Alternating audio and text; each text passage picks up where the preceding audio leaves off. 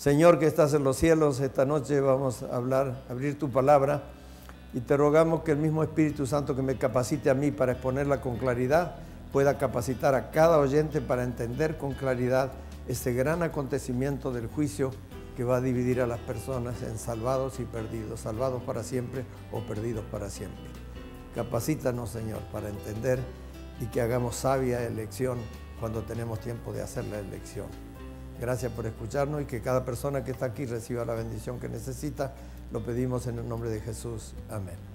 Muchas gracias. Muy bien, y ahora vamos a ir al tema de esta noche, que lo hemos titulado como Usted ante el tribunal de Cristo.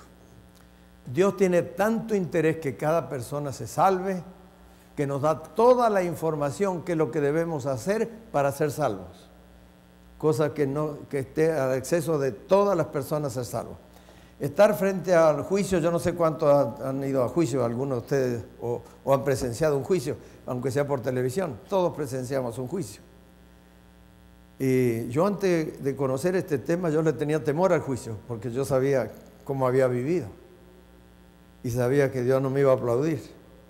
Y que lo único que merecía era la muerte por ser un gran pecador. Pero cuando entendí este tema, me quité un peso de encima. Así que a pesar de lo que yo fui, yo puedo salvarme.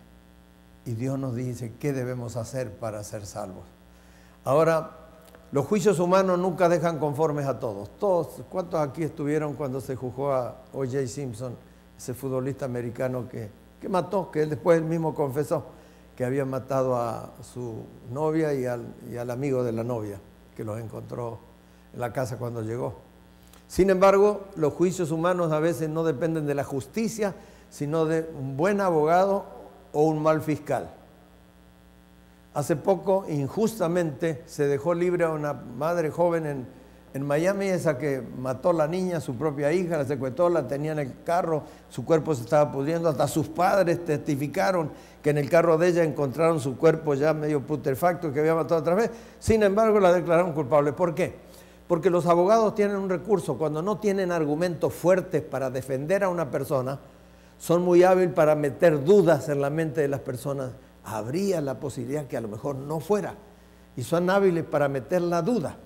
Y como hay entre ellos, entre el adagio de justicia, un proverbio que dice que es 1000 veces preferible dejar libre a un culpable que condenar a un inocente, por temor de quedarse con el sentimiento de culpabilidad, que a lo mejor no era culpable.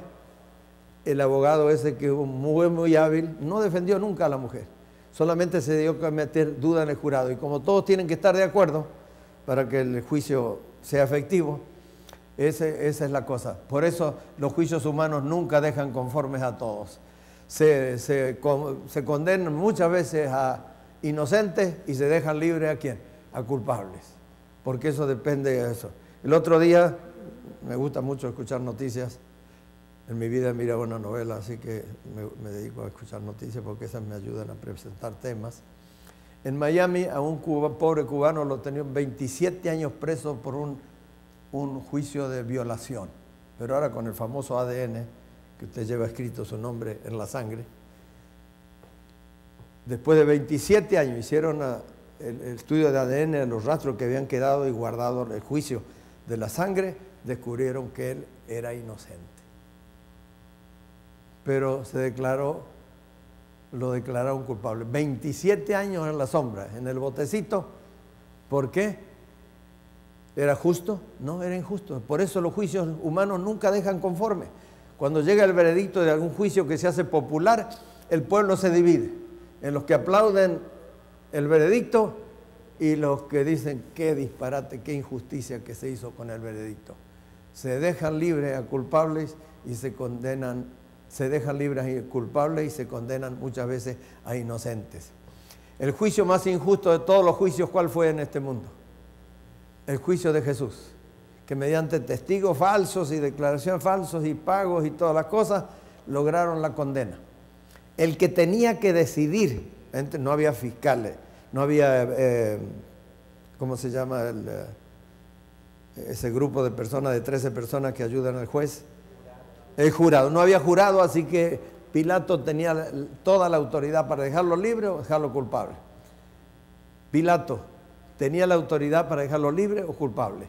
Él sabía lo que era justicia, entendió lo que era justicia, a pesar de que no era judío, no sabía nada de Mesías ni nada. Pero hasta Dios usó su esposa, que eran paganos, para mandarle una esquela diciéndole: anoche tuve un sueño, Dios no me dejó dormir ni tranquilo, descubrí que dice que es inocente, no te ensucies las manos con ese justo, lárgalo. Pero Pilato tuvo que decidir: si largo a este, los judíos se van a enfurecer, se van a quejar a Roma, me van a quitar el puesto, y como buen político recién lo había asumido, no había tenido tiempo todavía de sacarle jugo a su puesto político, porque los políticos siempre han sido más o menos igual, ahora están un poquito peor por la experiencia que ya tienen, ¿verdad? Entonces, ¿qué pasó? Pilato decidió por el puesto en lugar de la justicia y lo mandó a azotar y a condenar a muerte. ¿Por pedido de quién? ¿Quiénes eran los que pedían? ¿Quiénes? Dígamelo con nombre. Los judíos, que había sido su pueblo, a los cuales había venido a salvar. Y la gente dice: ¿cómo puede ser que un pueblo que tenía ese conocimiento del Antiguo Testamento, de las profecías mesiánicas y todo? Es que la Biblia nos da la respuesta. A todos los interrogantes la Biblia tiene respuesta. ¿Cómo es que ellos creyeron que Barrabás, un delincuente conocido, asesino, ladrón, tenía entradas y salidas a la policía y todas las cosas, y sin embargo el pueblo a quien Jesús había venido a salvar y que sabían que era el Mesías, pedían su crucifixión? ¿Por qué? Porque la Biblia dice, y eso lo vamos a estudiar durante la semana, que cuando Dios me pone en conocimiento de su verdad y yo la rechazo, me estoy burlando de Dios, porque Dios es la verdad. Me estoy burlando de Dios. Y entonces dice: Dios no puede ser burlado, dicen Gálatas.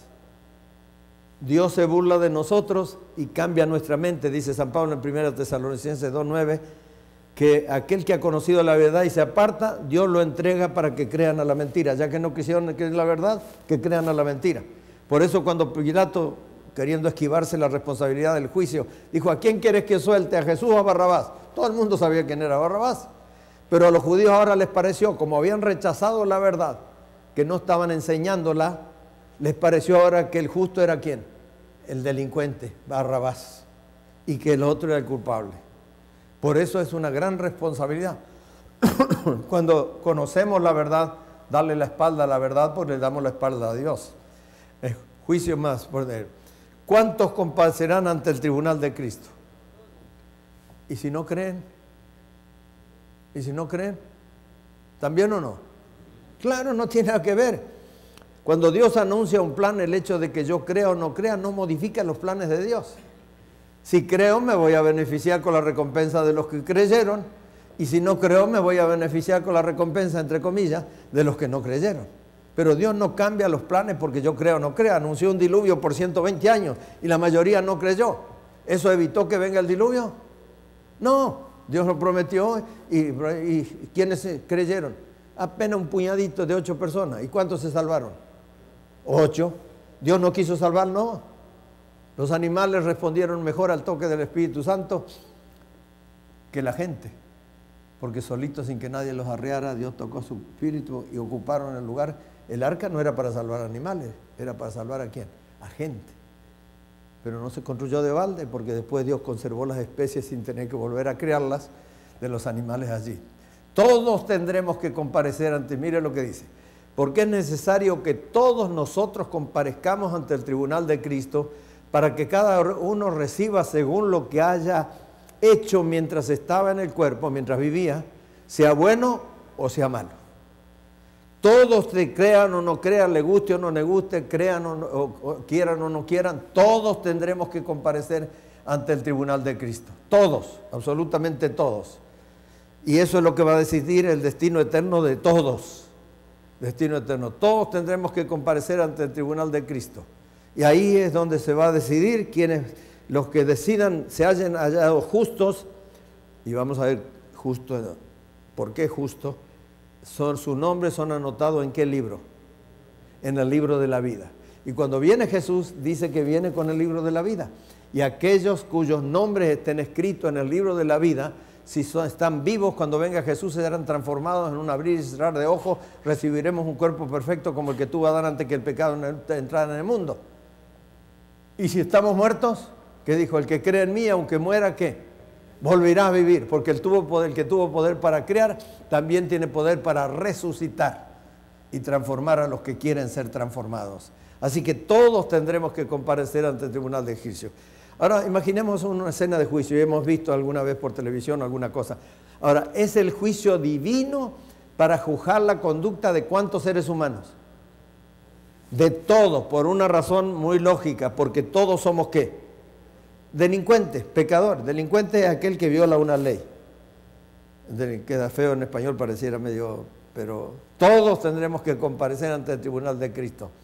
Todos, en la escena de juicio, todos. Y es el juicio divino para juzgar la conducta del ser humano. El que va a ser juzgado puede tomar parte en las decisiones del tribunal que me juzgue. No, se limita a esperar ¿qué cosa? El veredicto. Pero no puede influir para nada. Lo único que puede hacer es elegir a alguien que lo represente. ¿Y quién es el que lo va a representar a los que lo hayan elegido? Jesús. Jesús es el que va a representar si yo lo he elegido. Algunos han elegido a San Pedro, a San Pablo, a esto, los otros, los más allá, pero esos eran seres humanos y van a ser juzgados igual que nosotros. Y están en la tumba y la Biblia dice que los muertos nada saben, así que no pueden intervenir. Así que vamos a ver quiénes son los personajes del juicio de un tribunal. Vamos a ver, ustedes han visto el tribunal. ¿Quién es el principal? El juez, el que tiene en su mano la decisión de aquel candidato que se va a juzgar. ¿Quién más? ¿Quién otros están allí? El acusado o la acusada, todos los seres humanos. Desfilarán uno por uno. Dios no va a dejar a nadie sin la recompensa que Él eligió. ¿Quién más? ¿Quién más hay? El abogado. El abogado es intermediario entre quién y quién. Entre el juez y quién. Y el reo. El juez y el reo. Es el intermediario, el mediador. Muy bien, ¿quién más? El acusador es importante, el fiscal.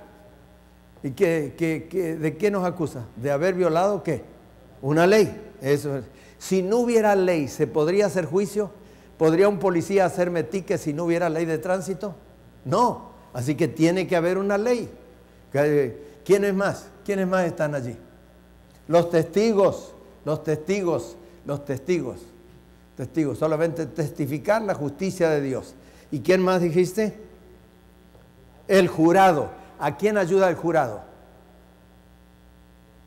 Ahora hay juicios que quieren que se hagan de vuelta cuando el juez solamente había una época donde el juez solamente decidía.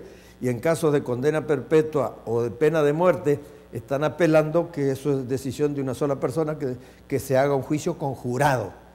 Porque ya no es uno el que opina, sino son 13 personas que deciden qué destino va a tener. Y después que el juicio termina, ¿qué viene? ¿Qué viene? El veredicto primero, el veredicto. Es decir, culpable o inocente, el veredicto. Y después del veredicto, ¿qué viene?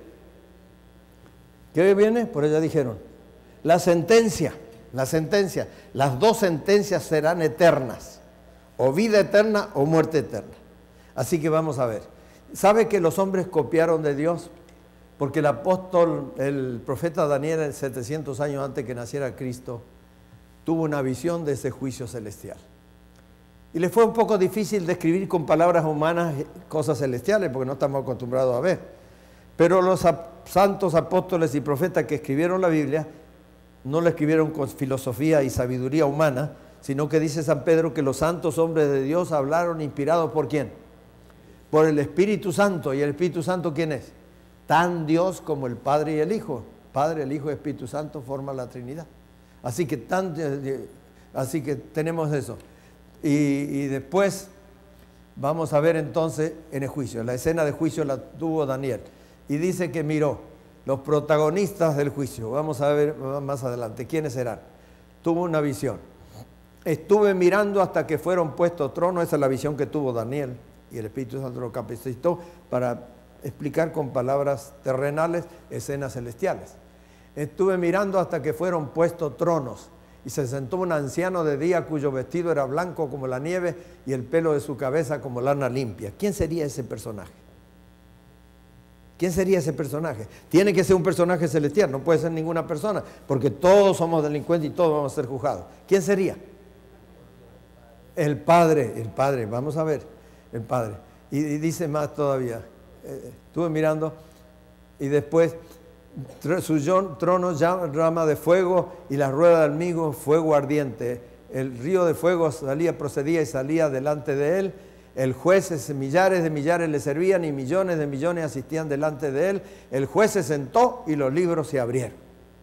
Los libros de las memorias, donde están registrados todos nuestros actos buenos y malos.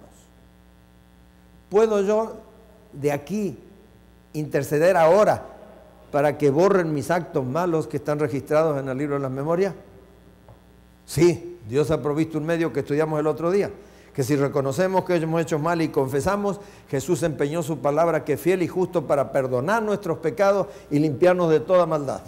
Y la gravedad, no importa qué pecado ni cuántas veces lo hayas cometido, en el libro de Isaías, qué interesante la reconciliación. Cuando dos personas están disgustadas, uno porque fue ofendido, ¿quién generalmente debe tomar la iniciativa para reconciliar la amistad? ¿El que ofendió o el ofendido? El que ofendió. Pero Dios tiene tanto amor por nosotros que la descripción que hace en Isaías es que el ofendido, Dios, es el que toma la iniciativa para reconciliarse con el ofensor. Dice que venid luego, dirá Jehová, y estemos a cuenta. Él llama al pecador. Venid, Dios Jehová, estemos a cuenta. Si vuestros pecados fueren rojos como la grana, como la nieve, serán emblanquecidos, y aunque fueren como el carmesí, vendrán a ser como blanca lana. El Señor toma la iniciativa. ¿Por qué? Por la misma iniciativa por el cual vino Cristo a morir por nosotros. ¿Qué es lo que lo movió? El amor. Todo lo que Dios hace, lo hace por amor, porque somos sus hijos. Los que tenemos hijos entendemos un poco mejor que nos sacrificamos cualquier cosa por el bienestar de nuestros hijos. Y Dios sacrificó, el Creador, su vida por el bienestar eterno de nosotros. Ahora, ¿quién sería esa llama de fuego que vería? Es un fuego que evidentemente no quemaba, porque el anciano de día está sentado en medio de una silla que es de fuego. ¿Qué sería? ¿No? ¿Qué sería? Que en el santuario, cuando se edificaba, se levantaba el santuario en el desierto, había un lugar que se llamaba la Shekinah en hebreo, que era como una luz permanente. ¿Qué era eso? La gloria de Dios. La gloria de Dios. Lo único que lo pudo comparar Daniel a la tierra es una llama de fuego, nada más que no consumía. Esa gloria de Dios que se vio en la zarza ardiente cuando Dios llamó a Moisés. La zarza ardía ahí en la zarza, ¿y qué pasaba con la zarza? ¿Se consumió? No se consumía, no se consumía, no se consumía. Así que estaba allí, estaba ese indudablemente es el Padre, y después millones de millones le servían. ¿Quiénes eran esos? No son los seres humanos, porque todos están en cola para ser juzgados. ¿Quiénes son? Los ángeles que pasaron la prueba. ¿Tuvieron alguna prueba de fidelidad ellos? Cuando Satanás se rebeló, tuvieron una prueba de fidelidad. Y logró el diablo, con su astucia, que era jefe de todos los ángeles en el cielo, Lucifer, el director de los coros celestiales, y logró engañar ¿a cuánto? ¿A unos poquitos o a unos muchos? ¿O unos cuantos? A la tercera parte de los ángeles, que son los que arrastró del cielo y se convirtieron los demonios, y ahora los ángeles demoníacos que están al servicio de Satanás, porque lo eligieron como jefe. Y sean Satanás. Así que servían. Y millones de millones asistían delante de él. Es un juez usando una expresión que se usa en jurisprudencia en latín, in absentia. Es un juicio in absentia. ¿Qué quiere decir in absentia? Suena como fácil de traducir. En ausencia. Solamente va a estar mi nombre y mis obras, pero yo no voy a estar allí. ¿Dónde voy a estar? En la tumba. Si no estoy vivo cuando venga el Señor, en la tumba. In absentia. Se juzgará la persona y la conducta, buenos y malos actos que están registrados en el libro de las memorias. Esos son los que millones de millones, los que servían a los ángeles de Dios. Y entonces, mire lo que dice aquí ahora. Porque el Padre a nadie juzga, sino que todo el juicio dio al Hijo. El Padre renuncia al derecho de juzgar y le da el juicio a su Hijo. ¿Quién es su Hijo? Jesús le dio el Hijo. Ahora, ¿por qué? La Biblia no dice por qué, pero nosotros podemos sacar algunas conclusiones sin torcer lo que dice las Sagradas Escrituras. ¿Quién nos va a entender mejor? ¿Alguien que vivió aquí y pasó las que pasamos nosotros o alguien que nunca estuvo entre la gente? ¿Quién nos va a entender mejor? ¿Quién nos va a entender mejor? Jesús. Jesús nos va a entender mejor porque Él fue tentado en todo según nuestra semejanza, fue maltratado, se burlaron, lo escupieron, le hicieron de toda clase de maldades. Así que nadie va a poder decirle para justificarse, ah, Señor, yo lo maté a ese porque me ofendió. Porque a Jesús lo ofendieron. ¿Cuántos? Usted y yo también muchas veces. Cuando obedecemos al diablo estamos ofendiendo a Jesús, pero el Señor nos perdona. Así que el Padre renuncia al derecho. Voy a poner un ejemplo, porque los ejemplos nos hacen recordar mejor todas las cosas.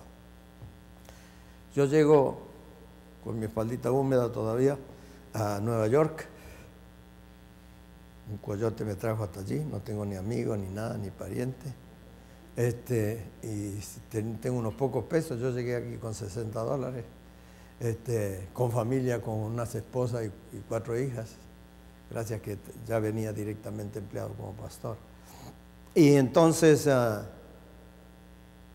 estoy en Nueva York, se me acabó la plata, no conozco a nadie, no hay ningún amigo, tengo hambre, me empieza a ajustar el hambre y me da vergüenza pedir porque nunca he pedido, robar nunca robé, pero al final ya las serenatas de las tripas no me dejaban ni dormir. Dormía en el Hotel Plaza o en el Hotel Cuneta. Ahí pasaba la noche, por suerte no era invierno. Y entonces por ahí estaba allí, no sabía qué hacer y se me ocurre, entro a un supermercado y tanta comida aquí, yo muerto de hambre. Y se me viene una idea. Hacía fresco, tenía una chaqueta, me voy frente al pan. Y cuando hay hambre, al hambriento no hay pan duro. No. Y miro allí y agarro, y como conozco un poquito de cuidar la salud, no agarro el pan blanco, porque el pan blanco no tiene ningún alimento, solamente almidón que nos ayuda a crecer, pero para los costados. Así que agarro el pan de trigo, que ese tiene un poco de alimento. Miro para todos lados, nadie me ve, agarro, lo pongo acá, pongo cara de inocente y salgo allí, pero no me doy cuenta que hay un ojo electrónico que me está mirando.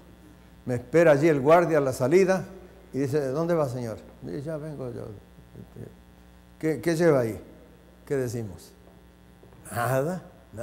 Ábrase la chaqueta. Cae el cuerpo del delito, el pan al suelo allí. ¿Tiene recibo de este pan? No tengo. Mire, guardia, es que estaba con un hambre hace como 3 días que no como nada. Yo vine, acabo de llegar a Nueva York, pero estaba robando. Su misión es agarrar al que roba. Así que nos llevaron allá, me llevaron a la cárcel. Por lo menos me consoló una cosa, que voy a estar 5 o 6 días durmiendo en cama y me van a dar de comer todos los días. Así que eso me consoló. Y me llevaron al juez. ¿Y sabe quién era el juez? Rockefeller, uno de los Rockefeller. De esos judíos que son dueños de medio Nueva York. Y me dice el juez. Y me dice, aquí el juez es el señor Rockefeller, el doctor. Me dice, ¿así que estuviste robando? Bueno, yo le expliqué, no robé, pero el hambre, yo estoy muy de comer, pero ¿lo compraste al pan o lo robaste? ¿Por qué no lo pediste? No, bueno, me agarraron. Y mire, la primera vez que robo y mire cómo me fue. Así que he aprendido la lección, que no voy a robar más. Y dice, bueno, te condeno a que limpie la ciudad de Nueva York por 8 días. Bueno, me consuelo que tengo cama y comida asegurada por 8 días. Y ahí ando, me pongo un gorro medio que me tape los ojos por si va alguien que me conozca. Levantar papelitos, limpio todo, pero por lo menos come todo. Pero yo salí furioso de allí. Cuando supe quién era el juez, y conociendo la historia de los Rockefeller, que nacieron en cuna de oro y fueron alimentados con faisán, imagínense, ¿qué sabe de hambre? ¿Qué sabe de trabajo? ¿Qué sabe de eso? No sabe nada. Si hubiera sido uno allí que entiende lo que es hambre, que entiende lo que es sufrimiento, no me hubiera condenado porque yo no robé para vender ni nada, robé para comer. Pero me condenó. Por eso el Padre declina el derecho de juzgar y le da el juicio ¿a quién? Al Hijo, porque usted no ha pasado por ninguna prueba que no las pasó el Señor Jesús, nada más que mucho más grande que la que hemos pasado nosotros. Así que por eso declina el derecho de juzgar y le da el juicio al Hijo. Y el Padre queda como garantía de justicia y equidad como presidente del tribunal, pero el que juzga será el Hijo. Ahora, ¿quiénes serán los testigos? El ángel de Jehová acampa en derredor de los que le temen y los defiende. Los ángeles dicen que serán los testigos. Cada uno de nosotros tenemos un ángel guardián que es testigo de nuestras buenas y malas acciones y tienen la obligación de llevar el reporte diario para anotarlo en el libro de las memorias, las buenas y las malas cosas que hicimos. Por eso Dios dice, no os canséis de hacer el bien, aunque la gente paga a veces como en el agradecimiento de la vaca empantanada. No sé si escucharon las noticias ustedes aquí en Taylor, hace unos años atrás, a la noche llamaron que una vaca había caído en una zanja y estaba con las 4 patas para arriba y no se podía parar. Llamaron a la policía y vino y finalmente le levantaron, le pudieron sacar con una camioneta y con un cable, y la vaca después que la sacaron lo corrió al policía, lo levantó para arriba, cayó de cabeza y se quebró el cuello y lo mató. Y a veces mucha gente el agradecimiento que da es el agradecimiento de la vaca empantanada, que usted lo saca del pantano y después tratan de acornearlo. Así que, pero la Biblia dice, no os canséis de hacer el bien, que a su tiempo segaremos. Dice que ni aún un vaso de agua dar a un niño pequeño perderá su recompensa. Por eso nosotros no esperamos la recompensa, no hacemos bien esperando la recompensa de la gente, sino de Dios. Y entonces los testigos, los ángeles. ¿Quién será el acusador? Vamos a ver, en el juicio lo vio. Entonces oí una gran voz en el cielo que decía, ahora ha venido la salvación, el poder, el reino de nuestro Dios y la autoridad de su Cristo, porque ha sido lanzado el acusador de nuestros hermanos, el cual nos acusaba delante de Dios día y noche. ¿Quién es nuestro acusador? Satanás. ¿Y qué quiere decir Satanás? Precisamente quiere decir engañador. Porque primero me pinta el pecado y me asegura nadie lo va a saber, y después que el pecado me reclama como su propiedad. Y la Biblia dice que nosotros servimos, que nuestro siervo es aquel a quien obedecemos. Y todos alguna vez desobedecimos a Dios y obedecimos al enemigo de Dios. Pero así que el acusador será Satanás. ¿Y qué ley con la cual tendrá que enfrentarse todo ser humano? Porque cualquiera que guardare toda la ley y ofendiere en un punto se hace culpado de todos. Porque el que dijo no cometerás adulterio también ha dicho no matarás. Ahora bien, si no cometes adulterio pero matas, ya te has hecho transgresor de la ley. Así hablad y así obrad como los que habéis de ser juzgados por la ley de la libertad. ¿Cuál será esa ley? ¿Qué otro nombre tiene esa ley? ¿Los 10 qué? Los 10 mandamientos. De los 31.500 versículos que hay en la Biblia no se escribió en versículos. Esa fue una tarea extraordinaria que hizo un monje católico en el siglo VI, de dividir en capítulos y en versículos para que podamos encontrar más fácil la Biblia. Se escribía de corrido, ni se separaban las palabras, estaba todo de corrido. Y hizo gran trabajo en eso. Por eso dice que de los 31.500 versículos que hay en la Biblia, tomando los versículos como base, 17 que están escritos, los 10 mandamientos en 17 versículos, es lo único que Dios mismo escribió. Todo lo demás fue escrito por hombres inspirados por Dios. Pero los 10 mandamientos lo escribió Dios mismo con su dedo en tablas de piedra en señal de eternidad. ¿Y en cuántas tablas estaba escrito? En 2. ¿Cuánto había en cada tabla?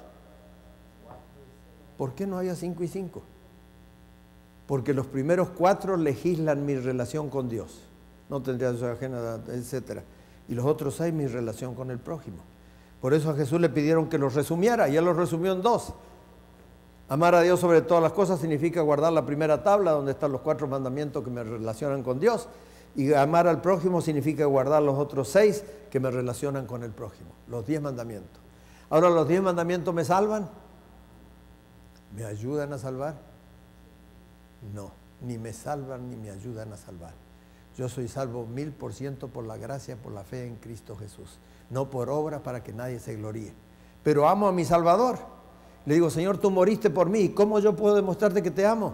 Si me amáis, guardad mis mandamientos. Pero no para salvarme, sino por amor al que me salvó, a Cristo Jesús. Los judíos guardaban los mandamientos para salvarse. Por eso, ¿para qué querían un Salvador? Si soy fiel, guardar los mandamientos, todos los he guardado. Pero los mandamientos, si los mandamientos hubieran escrito para salvarse, ¿hubieran necesitado Cristo morir? No, porque no hay persona que no haya transgredido algún mandamiento alguna vez en la vida. No hay ninguna. Así que la ley de Dios. Así hablad como los que habéis de ser juzgados por esa ley. ¿Y qué dice? Hay que guardar con 9, ¿no es suficiente? Cualquiera que hubiere guardado toda la ley y ofende en un mandamiento es hecho culpado de ¿cuántos dice? De todos.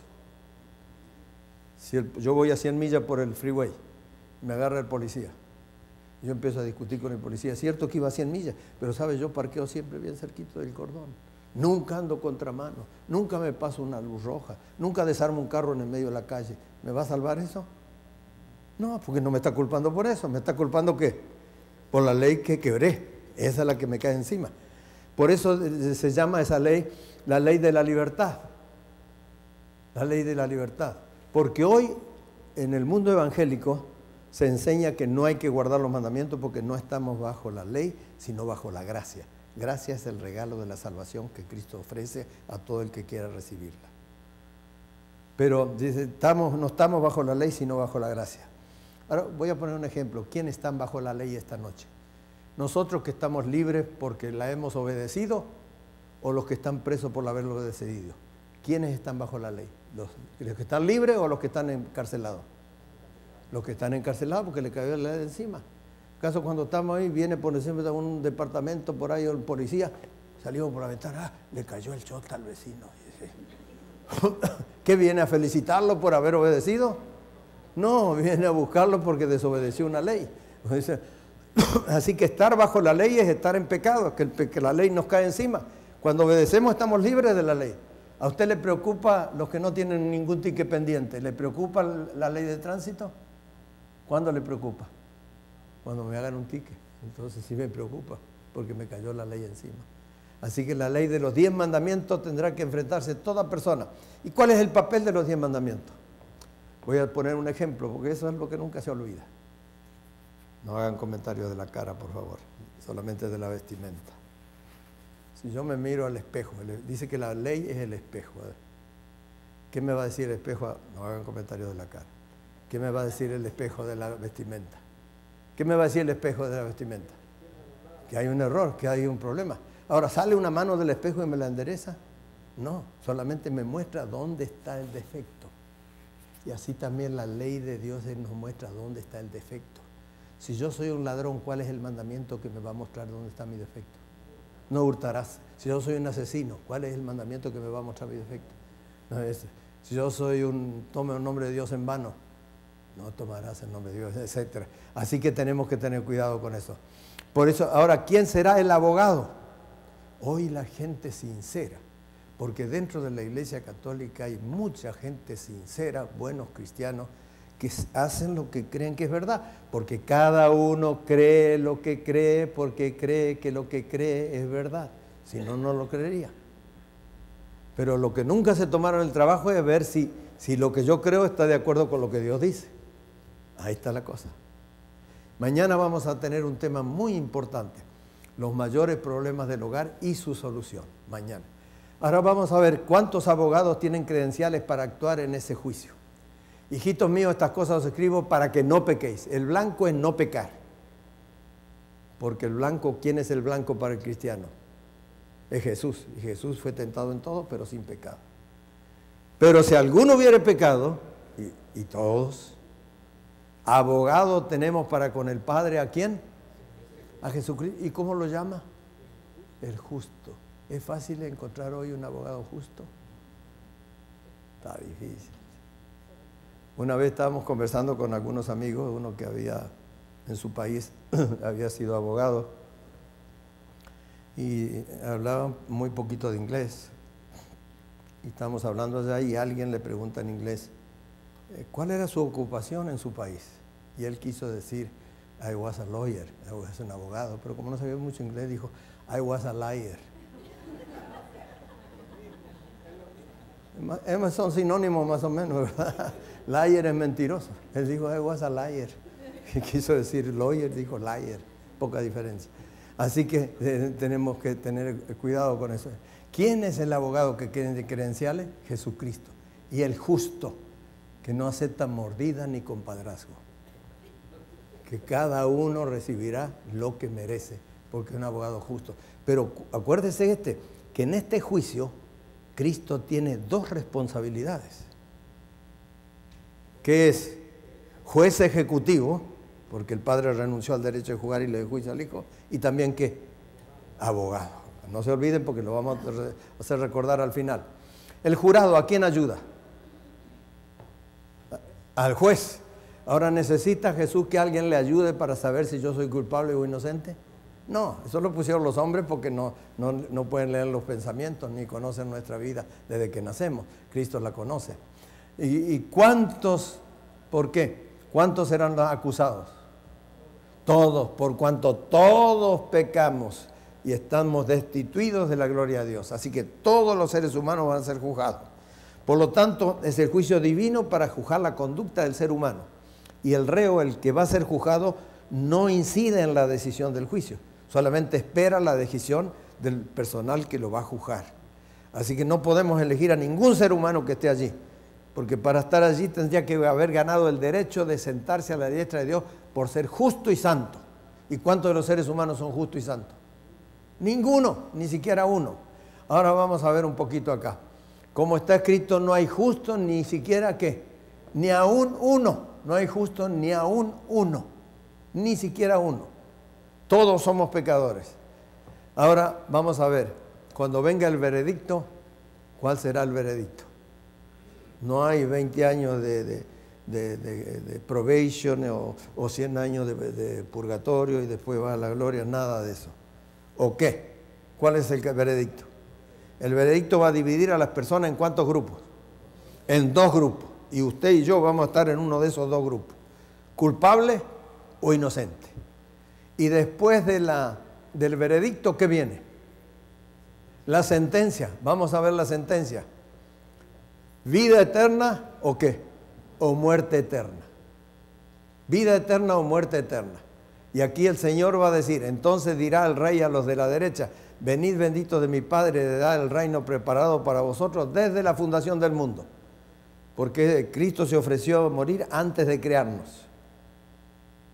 No fue un plan que Dios dijo, ¿y ahora qué hacemos? Adán iba a pecar, ¿qué hacemos? ¿Qué hacemos? Una reunión urgente para decir nada de eso. Ya está planeado, pero Dios conoce el futuro. Pero sin embargo nos creó, a pesar de que le íbamos a causar semejante problema y sufrimiento. Los que se casan. Todo el mundo desea tener ¿qué? Hijos. No saben que los hijos lo hacen pasar mala noche, que cuesta plata llevarlos al doctor y que a veces esto, sí, ¿saben? Pero sin embargo tenemos deseo de amar. Y Dios nos crió a pesar de eso porque la única necesidad y deseo de Dios es de amar, tener a alguien a quien amar. Nos crió para amarnos y fuimos criados nosotros a imagen y semejanza de Dios con la facultad de amar, no de odiar, sino de amar, de amar. Entonces dirá a la derecha, venid benditos de mi Padre, heredad del reino preparado para vosotros desde la fundación del mundo. Entonces dirá también a los de la izquierda, qué triste, apartaos de mí, malditos. ¿A qué? Al fuego preparado originalmente ¿para quién? Para Satanás y sus ángeles. Pero como usted decidió seguir a Satanás y no quiso seguir a Cristo, tendrá que seguirlo hasta el final. Porque cuando viene el Señor, el fuego consumidor, terminará con el pecado y los pecadores para siempre jamás. Así que nosotros sabemos que hemos pasado de muerte a vida en que amamos. Ahora, ¿de qué nos va a juzgar Dios? Dios tiene tanto interés de que salgamos bien en el juicio que nos habla de 4 cosas de lo que nos va a faltar. Yo fui suplente de profesor de español cuando estaba en la universidad. Y a veces cuando las notas de la clase eran todas bajas, el profesor decía, vamos a darle la chance que levanten su nota. Vamos a decirle que en este libro de tal y tal página, o que se va a hablar de verbos, o de sustantivos, de adjetivos, o de cualquier cosa. Ya le decía de qué iba a ser examinado. Así que no había excusa para sacar nota baja, a menos que no estudie. Pero si estudiaba podía levantar la nota. Y Dios tiene tanto interés en salvarnos que nos dice de antemano, ¿De qué nos va a pedir cuenta en el día del juicio? A los escritos que están arriba, a mi nombre, a mí. Yo voy a estar dormido si Cristo no ha venido. Nosotros sabemos que hemos pasado de muerte a vida en que amamos a los hermanos. El que no ama a su hermano permanece en muerte. Así que, ¿de qué nos va a jugar? De cuánto hemos amado, si hemos aprendido a amar. No solamente al que me ama. Mi amor a Dios no se mide en la medida en que yo amo a mi familia, a mis amigos, a los que me tratan bien, sino en la medida en que amo a la persona que menos amo. Porque Dios no pone ninguna condición. Tenemos que aprender a amar. El que no ama no conoce a Dios porque Dios es amor. Así que tenemos que aprender a amar. Y dice, todo aquel que aborrece a su hermano es homicida. Y sabéis que ningún homicida tiene vida eterna permanente en él. Tenemos que aprender a perdonar. Pidan o no nos pidan perdón. Ese fue el tema segundo que tratamos. Acerca de que cuando yo perdono, el beneficio no es para el perdonado, el beneficio es para el que perdona. Porque Dios me va a perdonar en la medida que yo perdono. Así repetimos cuando vamos a la iglesia en el Padre Nuestro. Padre, perdóname como yo perdono. Y si yo no perdono, ¿qué le estoy diciendo a Dios? Que no me perdone. Así que mejor quédese en casa tranquilo y no repita el Padre Nuestro, porque se va a estar condenado a sí mismo. Así tenemos. ¿Qué otra cosa nos va a jugar? Hoy viste que fue dicho, no cometerás adulterio. Mas yo digo que cualquiera que mira a una mujer para codiciarla, ya adulteró con ella en su corazón. Tenemos que nuestros pensamientos. Dios va a juzgar nuestros pensamientos. Yo estaba una vez en Houston esperando a una persona que no llegó a la hora que habíamos quedado de encontrarnos. Era verano, yo estaba con el carro cerrado, con el aire acondicionado, escuchando unas noticias. Cuando veo en la vereda de enfrente que viene una mujer medio provocadoramente vestida, y de acá iba un hispano, no sé de quién era, porque los hispanos somos más piropeadores que los gringos. Así que empezó a hablarle, yo no sabía lo que le decía, empezó a decir cosas y le siguió diciendo. La mujer pasó y le siguió diciendo y no se dio cuenta que había un poste de luz en la banqueta. Le siguió y ¡pah! Le pegó un topazo, después se retrocedió. Y cuando usted se golpea en público, ¿qué hace antes de sobarse? Mira a ver si alguien lo vio. Abrí la ventana del carro y le dije, ¿aprendiste la lección a no mirar lo que es tuyo? Y se empezó a sobar y se fue. Qué bueno que nos pasara así cuando miramos así. Tenemos entonces que Dios va a juzgar por los pensamientos. Por eso San Pablo nos dice, mente vacía, taller de Satanás. Hay un refrán que dice. Y San Pablo dice en Filipenses 4:8 que nuestra mente tenemos que tallar. Dice, por lo demás, hermano, todo lo que es justo, todo lo puro, todo lo amable, todo lo que es buen nombre, si hay virtud alguna, si hay alguna alabanza, en eso pensad. Cuando usted, si no tiene la mente ocupada en algo bueno, el diablo le va a traer algo malo. Y la mente es el único medio por el cual Dios se comunica con el hombre. Y es la programadora de nuestra conducta. Así que lo que debemos cuidar es nuestra mente, nuestros pensamientos. Hay una bienaventuranza, una bendición para los de mente limpia. Dice, bienaventurados los de limpia mente, ¿cuál será el privilegio en las bienaventuranzas? Porque ellos verán ¿a quién? A Dios cara a cara. ¿Qué más dice allí? Yo digo que de toda palabra ociosa que hablen los hombres, de ellas darán cuenta en el día del juicio. Porque por tus palabras serás justificado y por tus palabras serás condenado. Así que por nuestras palabras. ¿Por qué son importantes nuestras palabras? Porque nuestras palabras van a revelar si tengo una mente limpia o mente sucia. Dos de los discípulos eran pescadores, Juan y Pedro, requete mal hablados. ¿Cómo es el lenguaje del puerto? Yo les dije que yo cuando tenía 18 años hombreaba bolsa de 70 kilos en mi hombro para ganarme los estudios de trigo en el puerto, cargando barcos y descargando trenes, etcétera. Y cuando uno llegaba, el saludo no era buenos días, sino le mencionaba a la tercera o cuarta generación, y mientras más largo era el saludo, más aplaudido era por la gente. Ese es el saludo que saludábamos. Y yo también. Había que competir. Así que, ¿cómo saludar? Y estos eran mal hablados, a tal punto que le habían puesto un sobrenombre. ¿Qué sobrenombre le pusieron? Boanerges. ¿Y qué quería decir Boanerges? Hijos del trueno, tronaban cuando hablaban. Y a esos mal hablados, Jesús le dijo, síganme. Y dejándolo todo, le siguieron. Y 3 años y medio con Jesús cambió totalmente su vida. Ese mismo Pedro mal hablado que los que habían ido a comprarle pescado lo habían escuchado maldecir largo y tendido allí en el puerto, ahora estaba predicando el Evangelio. Y decían unos a otros los judíos, pero ¿cómo? ¿No son estos aquellos que eran pescadores mal hablados que estaban allá? Mira cómo habla ahora. ¿Y qué conclusión sacaron? Hechos capítulo 4 y versículo 13. ¿Qué conclusión sacaron? Se conoce que han estado con Jesús. Qué linda conclusión. ¿Por qué se dieron cuenta? Porque hablaban diferente. ¿Y por qué hablaban diferente? Porque Dios cambió, les dio una mente diferente. Una mente que se goza en el bien y no en el mal. Una mente que les permitía hablar de tal forma que la gente se quedaba sorprendida. No son estos los mal hablados. Mira cómo hablan ahora. Se conoce que han estado con Jesús. Qué lindo testimonio. A veces uno se tienta cuando está entre amigos en el trabajo, que cuentan un cuento que no sé de qué color son aquí, si verdes o colorados, y se los aplaude. No tenemos que participar, no podemos prohibirle a la gente ni ponerle reglas, eso no se puede, pero no tenemos que participar de eso para no hacernos partícipes de eso. Así que de eso nos va a dar cuenta Dios, nuestros pensamientos, nuestros sentimientos, nuestras palabras, ¿y qué otra cosa? Porque Dios traerá toda obra a juicio, juntamente con toda cosa encubierta, sea buena o sea mala. ¿Qué otra cosa? Las obras. ¿Cuáles son las obras? Nuestros actos, nuestra conducta, nuestros frutos de la vida. Jesús dijo, por sus frutos los conoceréis. Dios va a juzgar, ni un vaso de agua dado a un niño pequeño perderá su recompensa, pero tampoco ni una maldad que hemos hecho perderá su recompensa. Ahora, voy a preguntar y fíjese antes de contestar, porque si no se va a tal vez sentir mal. ¿Cuántos de ustedes, por sus pensamientos que han tenido en su vida, por sus sentimientos, por sus obras y por sus palabras, creen que merecen la vida eterna? Yo levanto bajo las dos manos por si la flies. ¿Alguno la merece?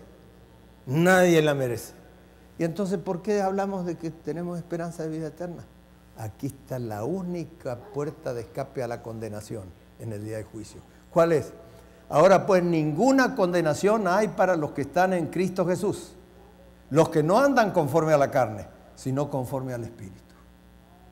Hemos aceptado a Cristo como nuestro Salvador personal. Cuando yo acepto a Cristo como mi Salvador personal, mi nombre es anotado y me bautizo dando público testimonio de que he decidido cambiar de vida y enterrar mi vida pasada y anotar mi nombre en el libro de la vida. Entonces Jesús no solamente perdona mis malas palabras, sino que me da el crédito de su lenguaje puro. No solamente perdona mis malas obras, sino que me da el crédito de sus obras perfectas. No solamente perdona mis malos pensamientos, sino me da el crédito de sus pensamientos santos. No solamente perdona mis malos sentimientos, sino me da el crédito de sus sentimientos nobles. ¿Qué significa qué cosa? El carácter de una persona se mide por cómo habla, lo que hace, lo que piensa y lo que dice. Ese es el carácter. Y cuando yo acepto a Cristo como mi Salvador personal, Él me da el crédito de su carácter justo para que me cubra la maldad de mis pecados perdonados y abandonados. Y por eso no hay condenación para los que están en Cristo Jesús. ¿Por qué? El que cree en mí no tendrá condenación, dijo el Señor Jesús, porque Él ganó el derecho legal de perdonarme cuando pagó mis culpas en la cruz del Calvario. Y cuando yo confieso mis pecados, Él es fiel y justo para perdonar nuestros pecados y limpiarnos de toda maldad. Cuando yo pensaba en el juicio me asustaba. Tuve una experiencia recién llegado aquí, a California, donde fui pastor en el Valle de San Joaquín, en el año 68, hace unos 4 días atrás. Yo recién llegado, llegué a Los Ángeles con mi familia, a los 2 días saqué la licencia para manejar, pero en los países latinos no estamos muy preocupados por las señales. Cuando uno llega a la esquina, lo que se preocupa es si hay policía o no hay policía. Si no hay policía, no hay señal. Así que se va. Pero aquí había sido diferente, había que respetar las señales. Uno trae el cuerpo a veces, pero la mente sigue operando como operaba en su país. Así que compré un carro, fui allá y renté una casa y vivía a una cuadra de una calle rápida que daba una curva así y yo tenía un stop para cruzar esa calle. Pero yo, no, con mi mente todavía latina, así que voy ahí, miro para los dos lados, no vieron, pero de este lado venían fuertes porque no tenían stop. Y cuando voy, por suerte alcanzó a pasar la puerta de adelante. Era un carro grande, Dodge que tenía, y me dio la puerta de atrás, me dio la puerta, que si me da ahí tal vez me mata. Vino el policía y me hizo un ticket. Yo ya había sacado la licencia hacía 4 días. Y me dio un ticket para presentarme 8 días después, en el pueblo de Exeter, cerca del Magnolia, del Sequoia Park. Y yo esos 8 días no dormí. Había 2 razones. Una, el juez no iba a hablar español, me iba a hablar en inglés. Y yo sabía, aunque mi padre era de origen inglés, mi madre de origen italiano, en la casa no aprendimos ni italiano ni inglés, porque no hablaban el mismo idioma. Ustedes que hablan el mismo idioma, no permita que sus hijos crezcan sin aprender español, porque es muy importante. Así que imagínense la preocupación. La última noche ni dormí. Por suerte el pastor de la iglesia americana hablaba algunas pocas palabras en español y yo unas pocas. Mire cuánto inglés que sabía, que cuando salí de Los Ángeles por la carretera 99, antes no existía el 5 que de Bakersfield corta para el norte, sino que el 99 que pasa por Modesto y todo Fresno, toda esa carretera, le digo a mi señora, veía yo Exit. Digo a mi señora, qué amables son estos gringos, digo. Cuando uno deja el freeway le desean éxito. Yo pensé que le estaban deseando éxito y resulta que éxito quería decir salida. Ese es el inglés con la cual me enfrentaba. Así que no podía. Fui a corte allí y el juez tuvo compasión de mí. Cuando vio que la licencia tenía 4 días y que yo recién llegaba aquí a Argentina, solamente me limitó a decir, me dice, vamos a ver si entendió la explicación que le di. Le dijo, camine. Stop. Me paré. Bueno, stop, dice, significa que debe parar a las 12 del día, a las 12 de la noche, a las 3 de la tarde, a las 3 de la mañana, venga o no venga carros. Y desde entonces respeto los restos. Tuvo misericordia y me cobró $15 nomás de multa, a pesar de que el seguro gastó bastante con el carro, porque me lo hizo, recibió una herida bastante fuerte, pero no de muerte. Así que, hermano, imagínense lo que será aparecerse ante el tribunal de Cristo, donde la multa no será $15, sino vida eterna o muerte eterna. Por eso dice que la única forma de escaparnos es que estar en Cristo Jesús. Estar en Cristo Jesús. ¿Y por qué no habrá condenación? Porque yo le elegí a Jesús como mi único mediador, mi único salvador, mi único abogado, mi único intercesor.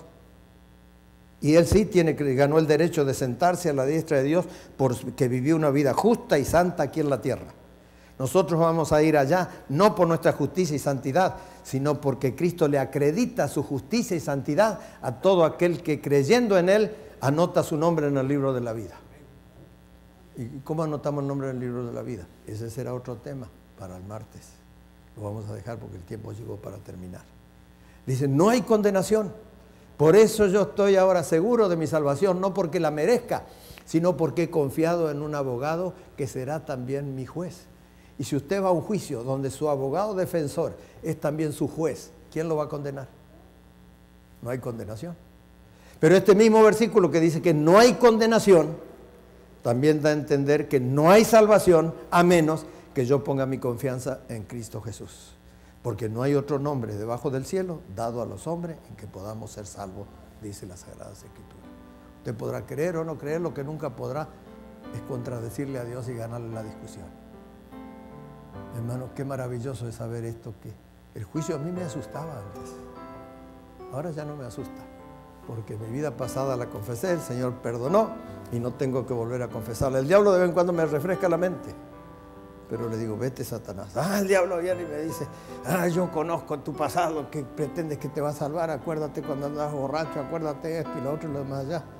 Y yo le digo, tú conocerás mi pasado, pero yo conozco tu futuro, que vas a ser reducido a ceniza pronto cuando Jesús venga otra vez. Así que el diablo se va. Resistid al diablo, ¿y qué dice la Biblia? Y de vosotros huirá, porque no pierde tiempo el diablo, porque anda como león rugiente buscando a quien devorar. ¿Cuántos quieren decirle al Señor gracias por esa seguridad de la salvación que nos ofrece en Cristo Jesús? ¿Quieren ponerse de pie para decírselo? Y vamos a terminar con una oración. Padre nuestro que estás en los cielos, te agradecemos en esta noche porque esa palabra juicio ya no será temor para nosotros los que hemos creído y aceptado a Cristo como nuestro camino hacia el reino de los cielos. Que cada persona que está aquí tome la precaución de anotar su nombre en el libro de la vida antes que sea demasiado tarde. Y te damos gracias porque Jesús empeñó su palabra, que no importa la gravedad y la falta que hayamos cometido, en el hecho que confesamos, Él empeñó su palabra que nos perdona y nos limpia de toda maldad y no se acuerda más de nuestras rebeliones. Señor, ayúdanos a no quitar los ojos de Jesús, a seguir su ejemplo, amar como Él amó, perdonar como Él perdonó, servir como Él sirvió y vivir para honra y gloria suya. Que la gente, por la forma de hablar diferente, por nuestra conducta diferente, puedan sacar la conclusión que sacaron los judíos en tiempo de los apóstoles. Se conoce que están con Jesús, que han estado con Jesús. Cuídanos al regresar a nuestros hogares y danos el gozo de encontrarnos mañana en ese tema tan importante de la noche, los mayores problemas del hogar y su solución. Gracias por escucharnos, que cada persona reciba la bendición, igualmente los niños que están allí. En el nombre de Jesús. Amén. El restaurante está abierto a las 3B. Bueno, bonito y barato y con meseras que no piden propina. ¿Qué más quiere? Está todo arreglado. Mañana a las 11 de la mañana yo voy a presentar un tema también muy importante, porque la Biblia dice, así como Dios dice que quiere que todos sean salvos, la Biblia también hace una lista de los que no entrarán al reino de los cielos. ¿No le gustaría saber? Mañana lo vas a ver. Vamos a escucharnos aquí. Gracias por venir. Que Dios les bendiga. A la noche el tema a las 7:15.